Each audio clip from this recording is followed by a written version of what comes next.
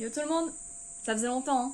Ne vous en faites pas, je vais très bien. C'est d'ailleurs pour ça que je fais cette petite vidéo, pour vous donner de mes nouvelles sur YouTube. C'est vrai que ça fait quand même 6 mois que j'ai rien posté sur Alice Pocket Productions, ni sur Nicole Inazuma Plus, et 1 an sur Nicole Inazuma, quand même. Alors, je sais, vous avez certainement dû vous habituer à mon irrégularité en termes de vidéos. Je vous avais même prévenu à ce sujet, j'ai fait quelques rappels de temps à autre, mais quand même, faut bien que je vous tienne au minimum au courant. Et je le fais en vidéo parce que bon, on va pas se mentir, en post YouTube, ça passe inaperçu. Et bon, je l'ai déjà dit plusieurs fois, mais je suis beaucoup plus active sur mes autres réseaux, notamment Instagram. Cependant, ce n'est pas tout le monde qui possède Instagram ou les autres réseaux sur lesquels je suis. Du coup, faut bien que je pense à donner signe de vie un petit peu partout de temps en temps. Et encore dernièrement, j'ai pas fait trop de posts, il faut dire. Du coup, quoi de neuf depuis le bilan de fin d'année 2023 ? Je travaille sur divers projets pour ne pas changer et je vais vous en parler parce que ça fait partie des infos pour vous tenir au courant. Je suis toujours sur mes 2 fanfics en collab sur l'univers de Spider-Man. Pour l'heure, l'arc 4 saga 1 de l'Ombre et la Lumière est achevé et même chose pour l'arc 2 saga 1 de Spectacular Ambition. 2 sagas de clôturer donc, ce qui est pas mal. J'en parlerai en vidéo à un autre moment, ça fait d'ailleurs longtemps qu'avec Milena on veut faire une vidéo pub comme on a pu le faire pour Shine Bright Like a Diamond, mais on verra quand. Ouais, ça fait plus d'1 an qu'on veut faire cette vidéo pub pour l'Ombre et la Lumière, mais pour l'instant on n'a pas trop eu l'occasion de s'en occuper. Pour l'autre fanfic, on en fait pub à la fin de la vidéo que j'ai tournée avec Babs l'été dernier, vidéo qui à l'heure actuelle n'est toujours pas terminée niveau montage, lol. Cependant, concernant ces 2 fanfics, normalement, entre chaque arc, il y a une pause de 2 semaines avant de publier la suite. Et là, même si c'était pas juste un arc mais une saga de fini de chaque côté, je comptais aussi faire à la base 2 semaines de break avant de reprendre la publication. Sauf qu'on est en pleine vacances d'été actuellement. Moi et mes 2 consoeurs allons être très occupés. Du coup, pour qu'il n'y ait pas de trou dans la publication, il a été décidé que les prochains chapitres de Spectacular Ambition seraient postés fin août, début septembre. Et pour l'Ombre et la Lumière, ça va reprendre fin juillet avec les chapitres corrigés suffisamment en avance pour qu'on ait une marge. Parce qu'il s'est aussi passé des choses de mon côté qui ont fait que j'ai pas pu commencer le découpage du 3e arc de Spectacular Ambition. Et en plus, on n'a pas fini d'écrire le dernier arc avec Babs. Du coup, pour laisser plus de temps, j'ai opté pour reprendre la publi de Specta après celle de l'Ombre et la Lumière. Les 2 sont postés quasiment en même temps de toute façon, parce que pour rappel, le mercredi c'est Specta et le vendredi c'est O et L. J'avais fait une pause sur le montage de la vidéo sur la série animée Spectacular Spider-Man avec Babou, le temps de m'occuper du chapitre 1 de Spider-Witch pour le Global Comic Awards 2024, un concours Clip Studio Paints qui avait lieu sur Pixiv. Et d'ailleurs, concernant Spider-Witch, c'est un projet que je mets de côté en cas de besoin, mais si jamais il plaît bien et qu'on me réclame la suite, alors je la dessinerai. J'ai de quoi faire plusieurs tomes, voire carrément plusieurs arcs, même si ma spécialité n'est pas le manga. J'avais d'ailleurs dit que je dessinerais la suite de Spider-Witch quand le chapitre 1 aura fait 500 vues sur Manga Draft. Mais pour l'instant, je dois m'occuper d'autres bricoles en premier.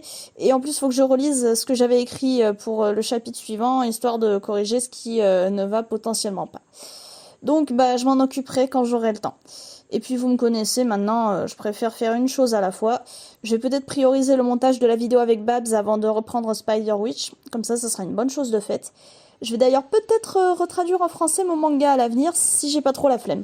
Ensuite, ce qui est pour du concours, alors ni Babs ni moi n'avons hélas gagné, et en même temps je me faisais pas spécialement d'espoir là-dessus. Mais on est à la 13e place pour Babs et 12e place pour moi dans les tags, donc apparemment on est quand même bien placé, ce qui est cool. Dans l'idéal, je commencerai à m'occuper de l'épisode des tiroirs sur la famille Fiasco, et si entre-temps je peux refaire une vidéo où je me filme en train de dessiner, ou une 3e vidéo les voix corps à mes personnages, ce serait bien. J'ai également une idée de vidéo pour ma chaîne Nicole Inazuma où je retracerai mon évolution depuis mes débuts jusqu'à maintenant en 2024. J'ai aussi très envie de faire une vidéo sur So parce que ça me tient à cœur depuis longtemps. Très longtemps. J'aimerais travailler dessus en parallèle d'une vidéo pour Alice Pocket, mais je préfère pas m'éparpiller sur mes projets et faire une chose à la fois, comme dit plus tôt. Il est vrai que j'ai toujours plein d'idées, plein d'envies, mais faut que je reste centrée sur quelque chose et que je le mène à terme.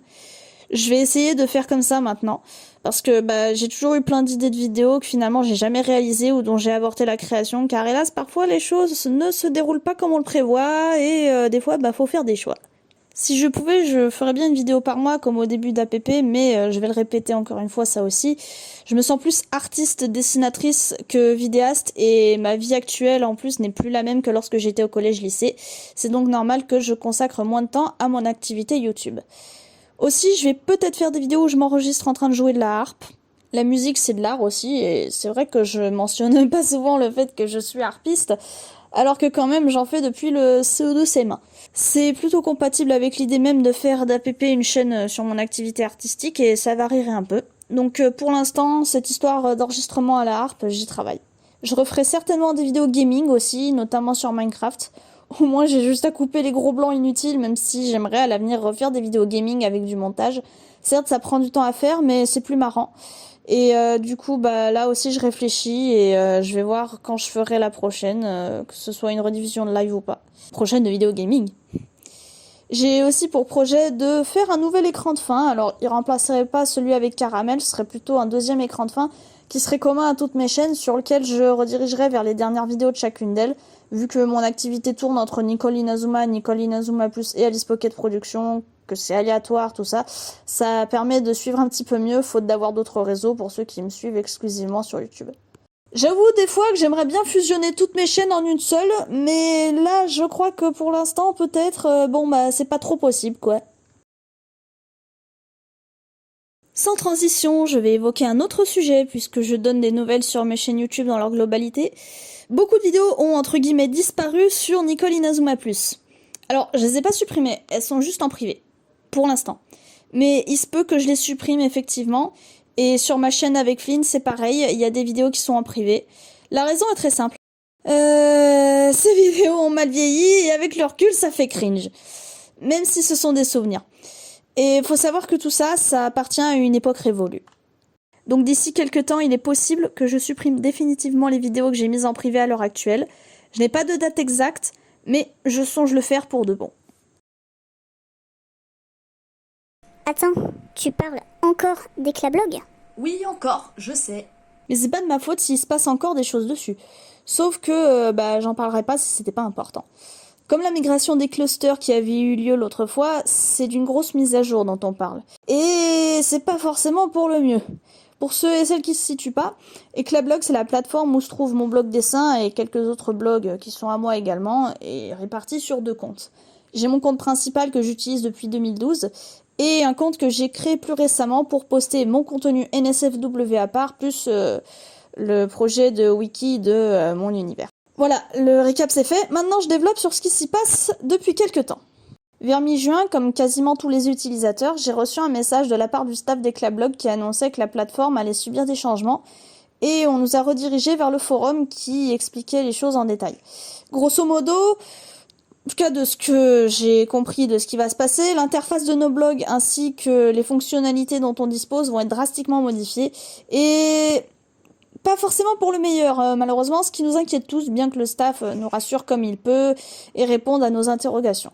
Toutefois, ces changements risquent d'impacter fortement le contenu que nous avons posté depuis des années pour la plupart, et la nouvelle interface risque de nous apporter plus de limites qu'autre chose, alors que les fonctionnalités dont on disposait jusqu'à présent nous convenaient parfaitement.